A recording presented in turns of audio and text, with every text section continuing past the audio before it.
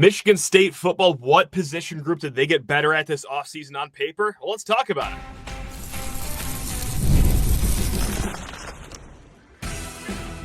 You are Locked On Spartans, your daily podcast on the Michigan State Spartans, part of the Locked On Podcast Network, your team every day. This episode of Locked On Spartans is brought to you by Monarch Money. Take control of your finances with Monarch Money. Use code LOCKEDONCollege at monarchmoney.com for 50% off your first year. Spartan friends, Spartan family, Locked On Spartans listeners, thank you all so much for tuning in to today's episode of Locked On Spartans. Please rate, review, subscribe, do whatever makes you happy. And if that includes commenting below on YouTube the position group you think got better this offseason, well, go ahead and do that, guys. And of course, as always, any questions, lockedonspartans@gmail.com. And let's get into it because this question was sent over by Chroma Pulse 18. What position group did this team improve on the most this whole offseason? And Rhino Blennis of Spartans Illustrated, you will get the mic here in a little bit, but I'm just going to hop right on it, right out of the gate, because this is a combination of they are focusing on today and also years coming down the road here. This was a room that needed a revamping, and I'm talking about the wide receiver position. They got instant impact guys, Omari Kelly out of Middle Tennessee State, a guy that I've been hearing good rumblings about out of these spring practices and scrimmages. Of course, we've talked ad nauseum about Chrishon McCray out of Kent State, but also for years down the road too. You got yourself a nice Evan Boyd, a hometown kid out of East Lansing, goes to Central Michigan, comes back here. To pair that all up with the guy that you retained, which is as good as a portal addition in Nick Marsh, I gotta say, I'm going to stick with the offensive side of the ball here and talk about receivers. That is my answer. For what position group got better? Ryan, did I take yours, or what say you for this offseason? Yeah, I agree. I think when you look at, all the moves that were made in the offseason, it's very hard to argue that the wide receivers room isn't much better than it was last year. Mm-hmm. I think, as you mentioned, Omari Kelly was a guy who I heard a ton of good things about throughout the spring. But so were Evan Boyd and Rod Bullard.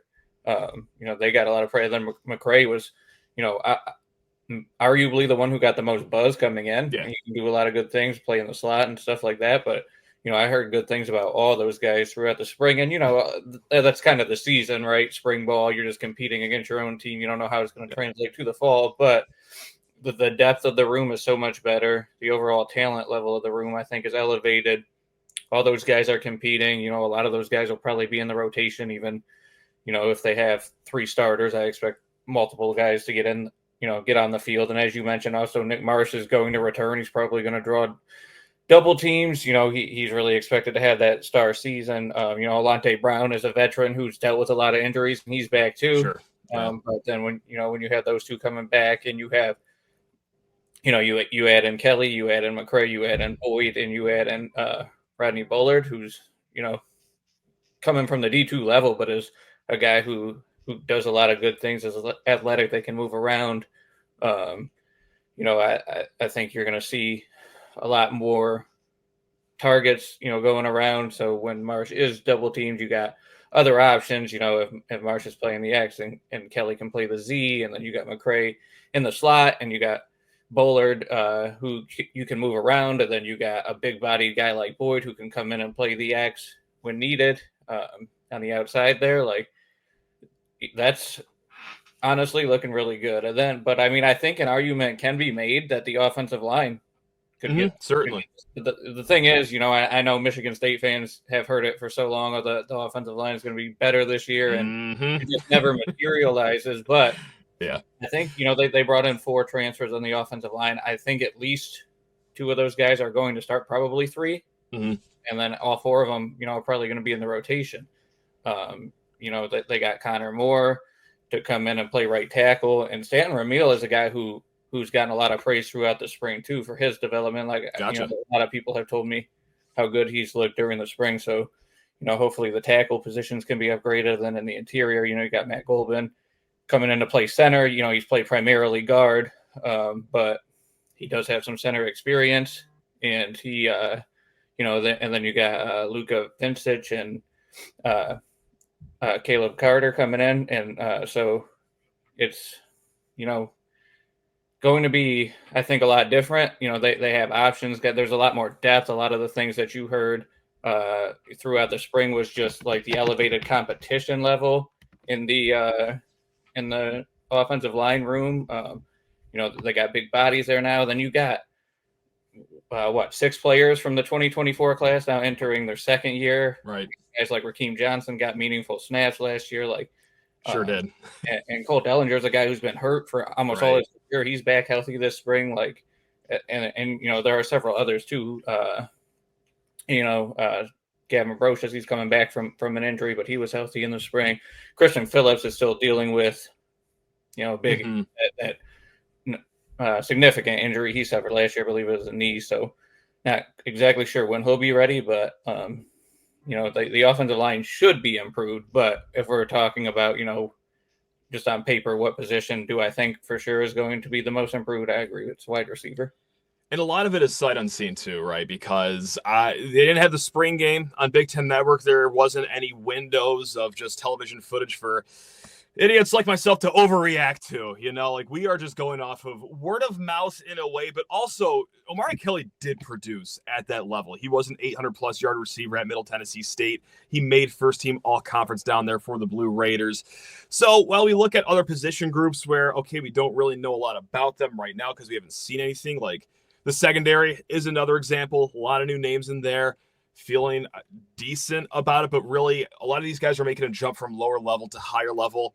I think if you're a secondary player, that's a bigger jump than if you are a receiver going from a lower level to a higher level. So you add all that up, and that's why I'm so confident in the receiver being the position group that got better over this offseason. But I do want to keep it with the secondary really quick right now, because this is the third time this week we've talked about this gentleman from Bowling Green. We're talking Tracy Revels right now, who played a lot, 13 games as a true freshman down there, or maybe a redshirt freshman. I apologize, a freshman in some capacity. But nevertheless, what I like the most about him, he plays some nickel, he plays some box, he plays some free safety. Right, am I crazy for thinking that there is like a window for him to start at that nickel position, or where do you see Tracy Revels stacking up in all this as maybe the best spring portal ad that they've had this offseason? Yeah, he is a guy who's played primarily safety, but can also play nickel. He told me Michigan State likes him for both spots, and I would say that nickel position is pretty wide open. I mean, Dylan Tatum left the portal. My understanding was he was falling a little bit behind the depth chart anyway. Maybe that had something to do with it. I think Ade Willie had a strong spring there. Justin Denson has been competing at both nickel and safety. So there's guys who are there coming back and already have an understanding of the system. But I do think Revels can compete there, or safety. He's got 3 years eligibility left. So even if we don't see a lot of him this year, I think that's a guy that you're going to see in the future for sure. And he, has that kind of versatility where you can play in multiple spots in the secondary. He was productive at Bowling Green this past year, and he did mention too to me that the defense that Joe Rossi runs is similar to what he already played in Bowling Green. So even though there probably, I'm sure, will be a learning curve a lot of the times, the terminology might be different, stuff like that. Does seem like he has a good baseline understanding of that, so maybe he won't be as far behind. So I mean, I do think that he's definitely somebody who's going to come in and compete. It's way too early to say, who's going to start and who's not. But, I do expect him to be in the mix and, maybe at least play some rotational snaps. Just going back to Kelly real quick, too. Yeah, please. One note, how we talked about how he was at Middle Tennessee State and he was productive. Keep in mind, too, he started his career at Auburn. So he has. Yeah, very good point. He has played at the Power 4 level already. So that's another kind of, I think, good thing they like about his experience there. Did you know that your Fire TV is also an Xbox? Turn any TV into your gaming and entertainment hub with Fire TV Stick 4K devices. No console required. Just grab your paired controller, subscribe, or sign in to Xbox Game Pass Ultimate with EA Play included, and you are ready to go. Dive into hundreds of premium titles, including EA Sports College Football 25 and Call of Duty, as easily as you stream your favorite shows. Guys, I gotta say, I used to use the old traditional Xbox. You'd have to wait for the rig to fire up. You had to sign in. It would take forever, but no. With the paired controller, truly turn the TV on. Hello. Okay. And I'm already watching my shows. Like, it is truly that quick of a process with Amazon Fire TV Stick 4K devices. Head to Amazon.com/Fire TV Locked On to get started. Xbox Game Pass Ultimate subscription and compatible controller required. Available on select devices, including Fire TV Stick 4K second generation, Fire TV Stick 4K Max first and second generation, and Fire TV Cube third generation. Now, before getting into the rest of our chat with Ryan O'Blennis of Spartans Illustrated, just quick little note here. We do talk about, hey, any other transfer portal pickups about to be made here from Michigan State.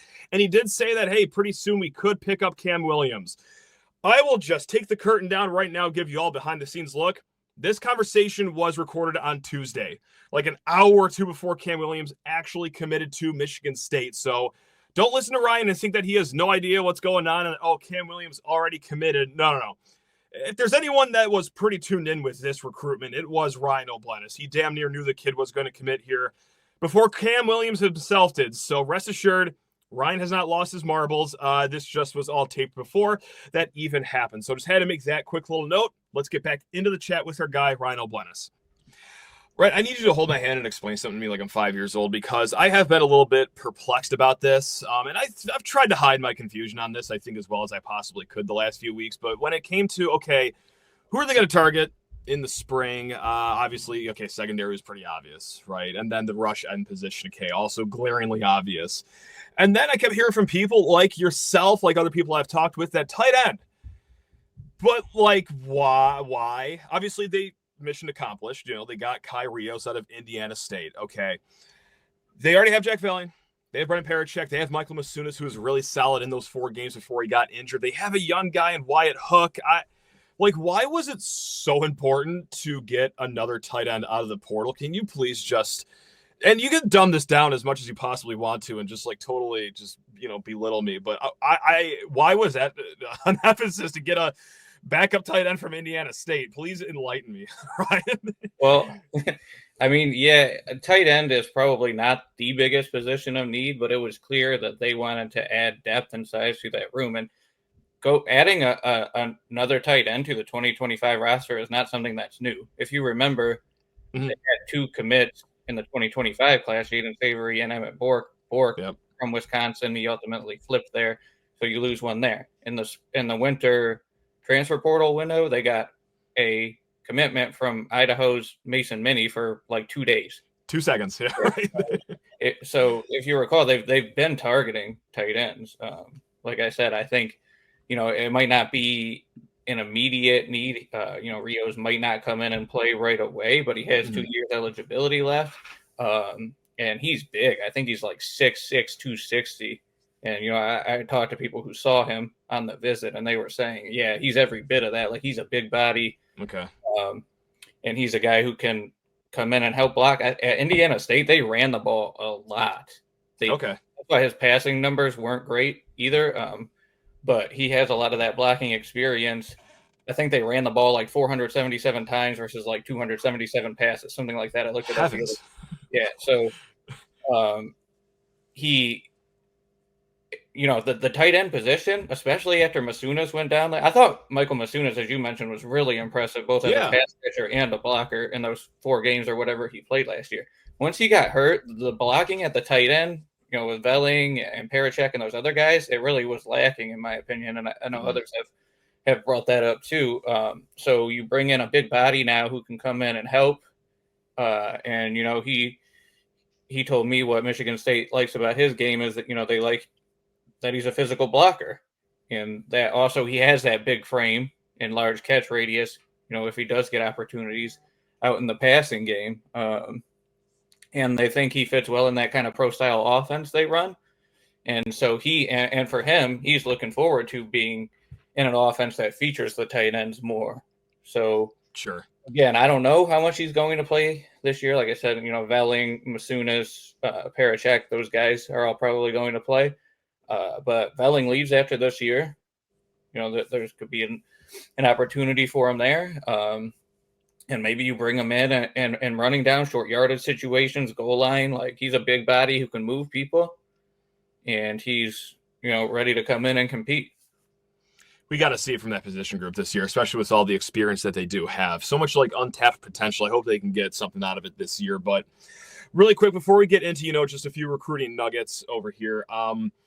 They've addressed secondary this spring portal cycle. They addressed the defensive end, rush end position. Then clearly they addressed the tight end need. Michigan State done adding players, you think? Because obviously, they can add players basically up until kickoff. You just had to have your name in the portal by last Friday. But right now, do you think the dust is completely settled, or do you think they still got their eye on a few different players out there? Yeah, I was talking to a source about this recently, and he said, yeah, they're still going to be looking. Okay. They got to figure it out. It's not for sure that they're going to add anybody. I think the obvious name that they're still pursuing, somebody who visited Georgia State Russian, Cam Williams, and he should be making a decision soon. He visited after Michigan State. He went to I believe Kansas and Georgia Tech. Purdue had also offered. So he's got other schools after him, but the visit went well with him. So we'll see what happens there. And I think they might still be looking at adding another DB. Gavin Williams, he visited too. He ended up committing to Maryland. He visited Iowa. So, they got Rebels, and they still could take another one there. And then, any other positions always on the table if they find a guy who fits. The tough thing right now that is really a problem for personnel people, not just at Michigan State, but around the country, is nobody knows how many people you're going to be allowed to have on your roster. Small problem. Yeah, just a little problem when it comes to stacking a roster. People are very frustrated about that because how do you do your job when you don't know how many spots you have, be it scholarship or a roster limit total of 105, whatever it might be. So it all depends on how many spots they have, how many scholarships, and how many total roster spots, and how many more they're going to add. At the beginning of the spring portal, I was told that MSU was likely to add anywhere between 3 and 6 portal players. I believe they have 5 already, correct? So could be another 1 or 2, but we'll see what happens. Ever just check your bank account and wonder where did all my money go? Well, between dining out, online shopping, and entertainment, it is easy to lose track. And that's where Monarch Money steps in, your personal CFO, giving you full visibility and control over your finances. Now, Monarch Money isn't just a budgeting app. It is a complete financial command center. You can track all your accounts, investments, and spending in one convenient place. So you stop just managing your money and start building your wealth. When I started using Monarch, I realized just how much money I was spending on food delivery. And now I budget smarter and save more. And guys, managing your money with your partner is smoother than ever. You can track shared and personal accounts, set up goals, and stay on the same page without all that stress. Take control of your finances with Monarch Money. Use code LOCKEDONCollege, all one word, LOCKEDONCollege, at monarchmoney.com for 50% off your first year. That's monarchmoney.com, code LOCKEDONCollege for half off your first year. Fascinating. Yeah, what a headache for everyone that's trying to build a roster right now, just waiting in the balance of what the ruling's going to be here. That's a conversation for a different day, though. But I'm glad you did make mention of that. Ryan, we're going to go swimming in the mailbag really quick. We got 2 recruiting questions, and one's actually just for myself. But before I take the floor here, we got a question from, I never know how to say this person's name. Gaiz, guys, whatever it is. Another great question from this fine human being right here. Where are we with Salesi Moa's recruitment? Now, if you guys don't know Mr. Moa, he's a top 100 kid. He can play either wide receiver, maybe some defensive back for you. He's visiting Tennessee, Oklahoma, Michigan, Utah coming up. He was just on East Lansing soil for an official visit not too long ago, and he is the younger brother of BYU transfer linebacker Ice Moa. So, Ryan, outside of just the bare basics right there, do you got anything about the younger Moa's recruitment right now? Way too early still to say, which way he's leaning, where he's going to end up, because as you mentioned, he's still got a ton of official visits he's going to be taking. I do know I checked in with sources after his visit, and, like I said, they thought the visit went well, but thought it was too early. From what I was told, he thought it was a great atmosphere. He loved the coaches. He got to spend time with the players, and he definitely plans to be back at some point, for another unofficial, perhaps, if he doesn't commit somewhere else. But sounds like overall he really had a good time. I think right after that official visit, he went out to the OT 7-on-7, and made a lot of plays both sides of the ball. And that's another thing that's important to him, is finding a school that's going to allow him to be a Travis Hunter type player that can play Gotcha. both wide receiver, DB, offense, defense, wherever they want to put him at slot. So, that's something that's important to him in his recruitment. He's got a lot of schools after him, though. So, in today's world of recruiting, it's just way too early to say who leads for him. You never know what's going to happen. There are so many factors. But I can confidently say that Michigan State did a very, very good job on his official visit. So we'll see what happens. And then obviously he's got the family connection. Not only is his brother, as you mentioned, Isaiah Moa, the linebacker who came in, I believe he's cousins or related to Ben Roberts as well. Oh, wow. Okay. Yeah. Defensive tackle. Nice. There we go. So from one guy that's hopefully going to commit to the class in Moa, we'll see. Of course, just like you said, there's a lot of game left. To one guy that's already committed right now. And this is just a question that I had for you, Ryan, because, hey, over the weekend, Kayd Coffman, our quarterback commit, he balls out at the Under Armour Next camp, winning MVP honors. And, okay, awesome, great. And one other piece of news that I came across is that, Ohio State was in to see him throw, and then he recently visited Ohio State too. I saw that tweet from Alan True of 24/7 Sports. Ryan, that's great that Ohio State thinks that, hey, you know what? That quarterback up there, he's pretty good. We're going to go check him out, because if Ohio State likes your players, well, you should love your players. However, the other end of that sword, now he hasn't gotten an offer from the Buckeyes yet, but how much should I be sweating right now, Ryan? Like, I love the news from the weekend, and I also hated the news from the weekend as it pertains to our quarterback commit for this class. Honestly, right now there's not that much to be worried about. Try me. Okay. Well, first of all, like you said, he was at Ohio State this weekend. My understanding is Michigan State knew he was taking that trip. And then I believe Ohio State was also in to see him throw the week before. And so I think this all kind of started. I mean, I'm sure they were aware of him before this, but Ryan Day was at the Elite 11 event in Ohio. Coaches aren't supposed to really be there. It's a loophole because his son was there competing, so he could go as a parent. Good one. Okay. He wasn't allowed to talk to the players or anything like that, but I was told by people who were there that he was pretty locked in on Coffman, watching him closely. Very obviously impressed with him as they're starting to pursue more. And he, we'll see if they offer. We'll see if they push. If they do push, if they do offer, if they really want to make him, it's got to be pretty hard to say no to the defending national champions. Of course. An NFL factory like Ohio State. But like I said, Greg Smith was there this weekend, our Rivals Midwest guy. He talked to Kayd. Kayd is super adamant that he's locked in with Michigan State. I don't think he's really entertaining other schools right now. I mean, like I said, he did go to Ohio State to check it out. Doesn't mean he's a flip candidate. I know he's been super busy helping MSU recruit 2026 targets. And another thing that Greg said he told them too is that, in addition to having such a great relationship with the staff, in addition to wanting to be part of that kind of program rebuild in the future where, he can help be the piece to turn things around.